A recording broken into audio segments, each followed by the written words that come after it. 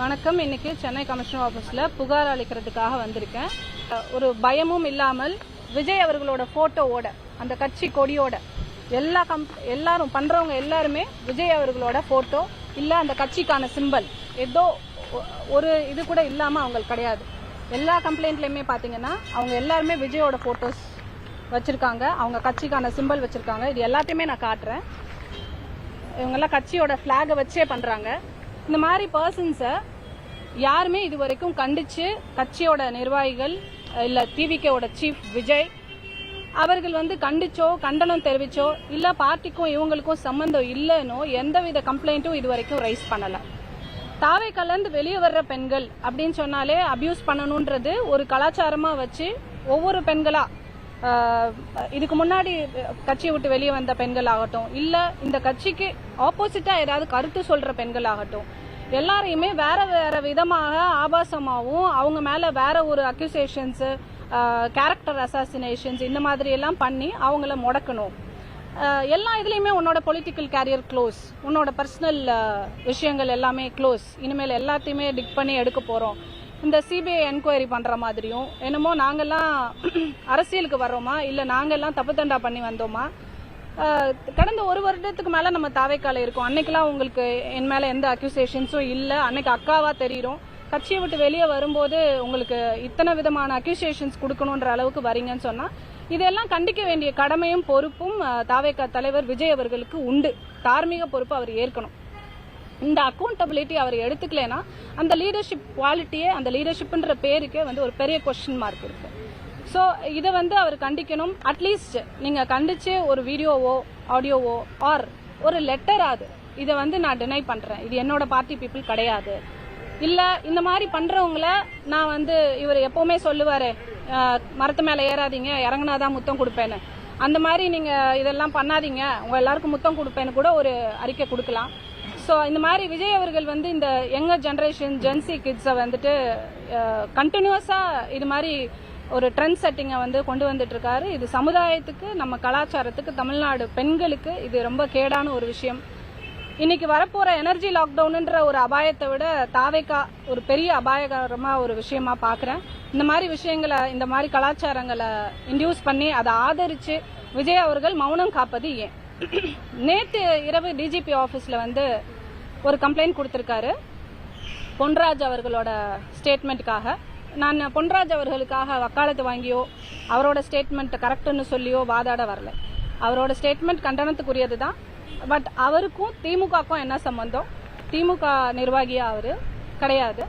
எந்தவித இதுவுமே இல்லாம திமுக தான் இது எல்லாத்துக்குமே காரணம். எல்லாம் அவர் வீட்டில் ஒன்று நடந்தாலும் சரி, அவர் மனைவி கம்ப்ளைண்ட் கொடுத்தாலும் சரி, கட்சியை விட்டு யாரும் வெளியே வந்தாலும் சரி, எல்லாத்துக்குமே இந்த ஒரு கட்சி தான் காரணம் அப்படின்ற ஒரு பிளேம் அக்யூசேஷன்ஸை வச்சுட்டே வராங்க. இது தொடர்றது நல்லது கிடையாது.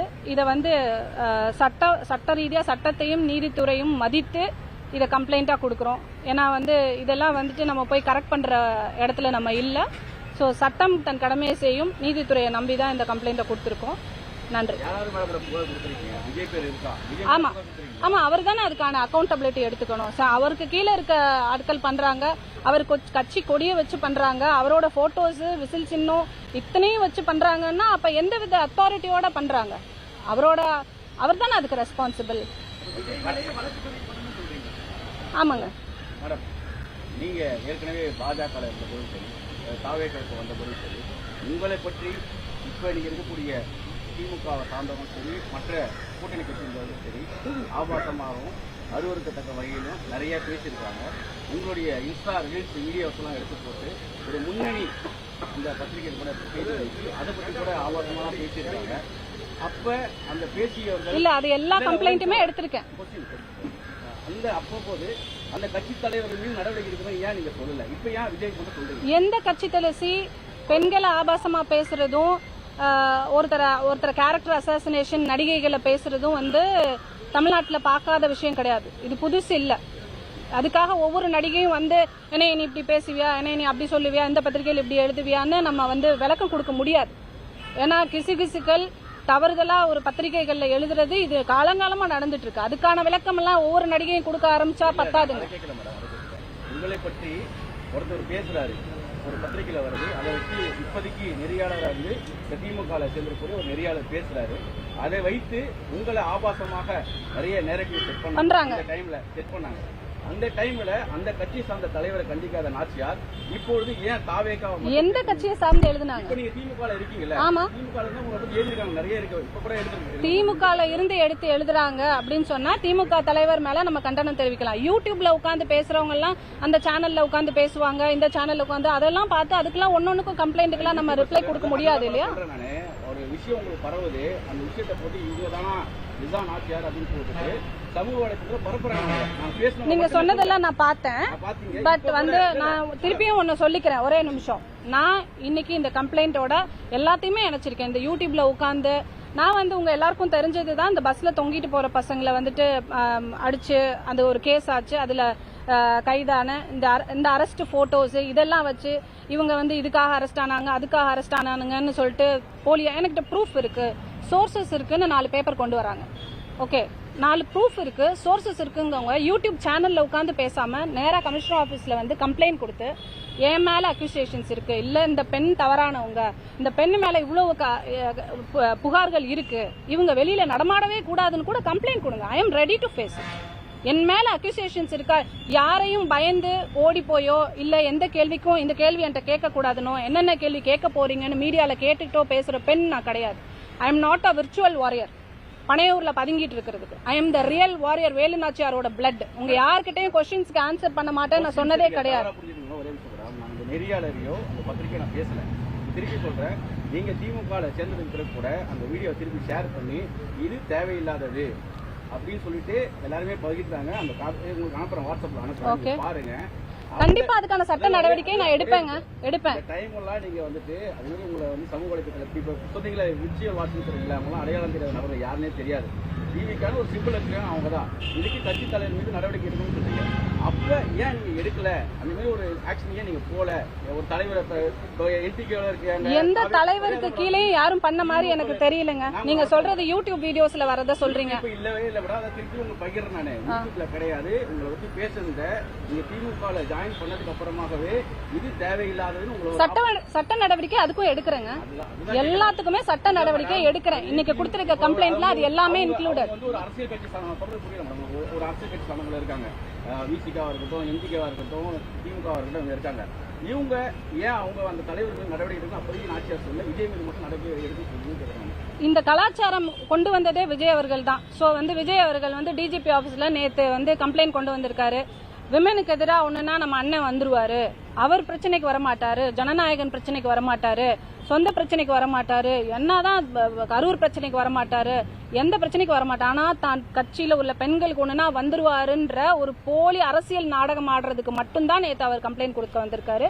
கடந்த மகளிர் தினத்தன்னைக்கு வந்து ஒரு அவரோட ஸ்பீச்ல வந்து அவர் பெண்களை எந்த அளவுக்கு மதிக்கிறாரு அப்படின்றது தெரிய வந்தது. ஸோ அதையெல்லாம் வந்து நான் அந்த கட்சியில அவர் பேசினதை எதிர்த்து பெண்களுக்கான மரியாதை இல்லைன்றதை சொல்லி வெளியே வந்தது பெண்களின் ஓட்டை பாதிக்கும், ஒரு பெரிய தாக்கம் ஏற்படுது. பெண்களிடையே வந்து நிறைய ஒரு அதிருப்தியை நிறைய பேர் தெரிவிச்சாங்க.